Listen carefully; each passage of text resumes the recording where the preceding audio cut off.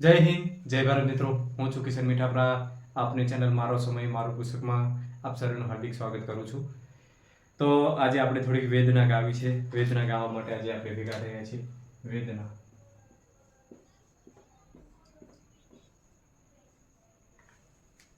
બરોબર.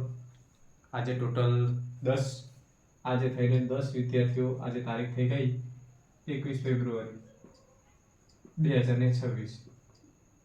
બરાબર. ટોટલ 10 વિદ્યાર્થીઓ પોલીસ રનિંગમાં જીવ ગુમાવ્યો છે. તો સમજો કે 10 વિદ્યાર્થીઓ તો 10 પરિવાર તો થયા. 10 પરિવાર થયા એટલે 10 પરિવાર બરબાદ થયા. બરબાદ એવી રીતે કે એમને પોતાનો દીકરો ગુમાવ્યો છે, એમનો આધાર ગુમાવ્યો છે, કે ગળપણનો આધાર હોય એ આધાર ગુમાવી દીધો છે. તો દુઃખદ વાત કહેવાય, દુઃખદ ઘટનાઓ કહેવાય, ખૂબ જ દુઃખદ ઘટનાઓ કહેવાય. તો આ વાતમાં સરકારે જોવું જોઈએ. ન્યૂઝ તમે જોતા હશો, સરકાર પણ જોતી હશે, બરાબર. આપણા અધ્યક્ષ પણ વિડીયો જોતા હશે કે એક છોકરી ગળો ફાંસો ખાઈ જાય છે 1.5 મિનિટ માટે. 1.5 મિનિટમાં રહી જાય છે તો ગળો ફાંસો ખાઈને આત્મહત્યા કરી લે છે. બીજા 9 વિદ્યાર્થી એવા છે કે દોડે છે, દોડતા પૂરું કરીને અમુકના જીવ જાય છે અને અમુક દોડતા દોડતા જતા રહ્યા. તો આ એક ગંભીર બાબત છે, ખાસ નોંધ લેવા જેવી છે. તો હું વિડીયો એના માટે જ આજે ખાસ બનાવ્યો છે મેં, કે સમજો અત્યારે તમે દોડ લો છો તો બીજા રાજ્યોમાં મેં રિસર્ચ કર્યું કે ઉત્તર પ્રદેશ એવા રાજ્યમાં 4800 મીટર દોડાવે છે, રાજસ્થાનમાં 1600 મીટર, બરાબર. અમુક જગ્યાએ 5 કિલોમીટર દોડાવે છે પણ ટાઈમિંગ વધારે આપે છે, 26-27 મિનિટનું ટાઈમિંગ હોય છે. તો આપણું રાજ્ય ભારતમાં જ આવે છે, ગુજરાત રાજ્ય. તો ગુજરાતમાં કેમ નિયમો અલગ? એક આ વિદ્યાર્થીના હિત અને વિદ્યાર્થીની વેદના લઈને હું એક વાત કરું છું કે બધા રાજ્યોમાં અલગ અલગ શારીરિક માપદંડો છે. તો આપણા ગુજરાતમાં કેમ આવું છે કે 25માં 5 કિલોમીટર, 26માં કેમ નહીં, 27માં કેમ નહીં, કે 4 કિલોમીટર કેમ નથી રાખતા? શું 1000 મીટર 4 કિલોમીટર રાખશે તો 1000 મીટર ઓછું દોડશે, શું પોલીસ નહીં બને? કે સંખ્યા વધી જશે એવો સરકારને ડર છે?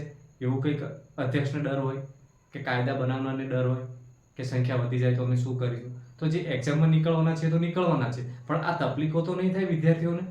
કે આવું કંઈ બહુ જોખમ ખેડીને તૈયારી તો ના કરે ને? ઓછા સમયમાં તૈયારી કરવાની.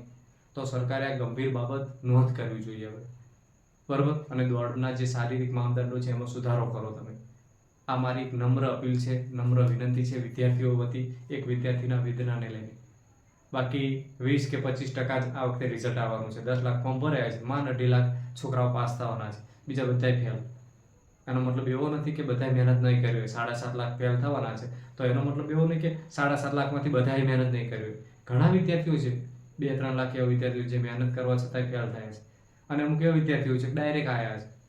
એમનું તો સમજ્યા, પણ જે મહેનત કરે છે ને ફેલ થયા છે એ અમુક આવા કારણોસર ફેલ થાય છે, બરાબર. તો તમે પરિવાર સામે જો, સરકારને નમ્ર અપીલ છે કે અહીંયા 4 કિલોમીટર દોડાવશો તો કોઈ ફરક નહીં પડે.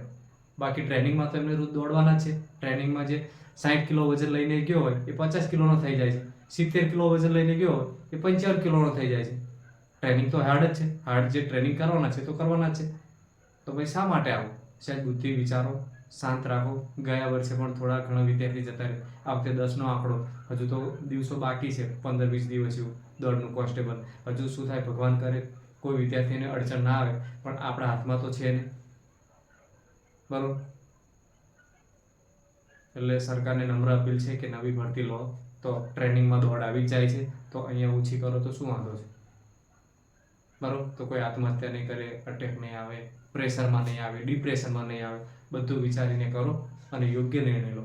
અને હવે આ ઉનાળાની ઋતુ ચાલુ થઈ ગઈ ત્યારે દોડવાનું તકલીફ પડી શકે, બરાબર.